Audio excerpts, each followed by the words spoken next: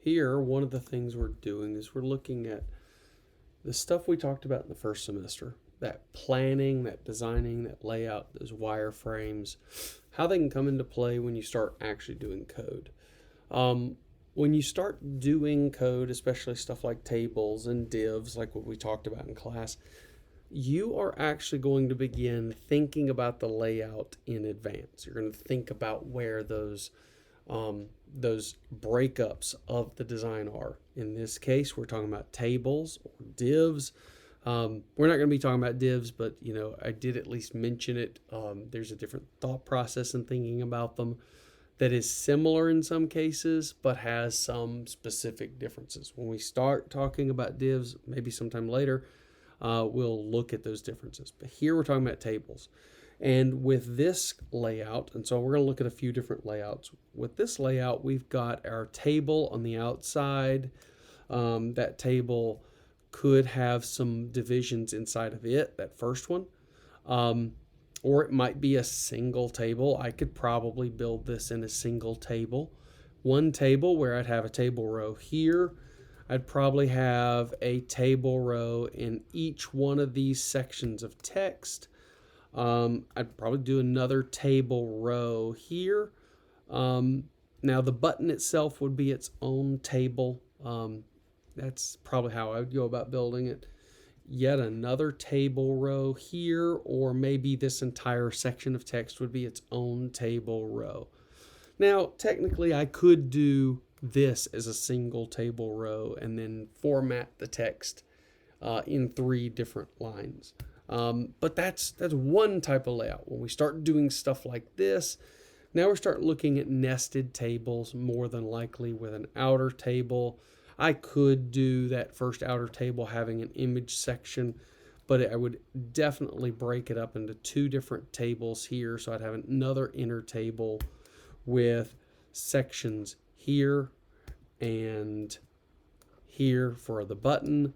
I'd probably do yet another inner table or secondary table here that was broken into a section for this disclaimer text and another section for expiry. Of course, as you continue seeing these, you start to think about where those breakups are, where the divisions start to be. So I'm going to throw actually I'm going to use this arrow right here. I'm going to rotate it real quick so that I can kind of get a different, once I get this thing rotated, I can now start to point at things and start to use my pointer as something really nice and big here. So this definitely would be a table up here at the top, divided into 2 columns. I could do this as 3 rows of text inside of one cell. I would probably do each one as its own cell. And then I would have, so that would be a table right there. I'd do another table here with the image and maybe the expiry date. This is a bit of an awkward thing. So this is where I would call out a design of having some awkward space. Is this necessary? Could it be useful? Having blank space is not a bad idea, but does this feel good? I'd kind of want to see how this blank space in here looks when the finished coupon is done. This is why when we start doing these layouts, we're evaluating, do we have some awkward space that I'm going to have to start figuring out later, or can I figure it out now? Then the bottom here, it could be just a simple row on the outer cell or the outer table, or it could be yet another inner table, depending on what I'm trying to accomplish. Finally, here we've got a table that's now got 2 columns, and in this column is just going to be filled with an image, and in this column I'm probably going to break it up into an inner table here with a row here, or a cell here, a cell here, and a cell here. One for this text, a cell that contains yet another inside table. That inside table would be this button, and then the expiration date would be the final thing. So as you're doing this, as you're coming out with these layouts, you're already thinking about what that table or what that div structure would look like. So as you do this, you can do this with post-it notes, you can do this as a wireframe on pen and paper, or you can use a digital tool like what I'm using here, and that helps you progress into what does my table look like. All right, so in the last class you had something that looked more like this in your table structure. Okay, let me take this code right here.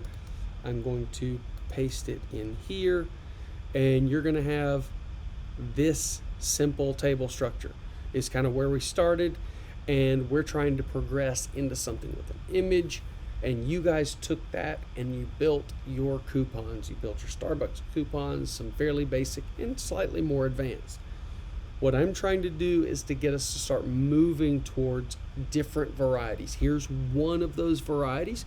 You see that this coupon kind of looks more like this bottom one here that I've got. So you see that I took this layout and I came up with how to code that.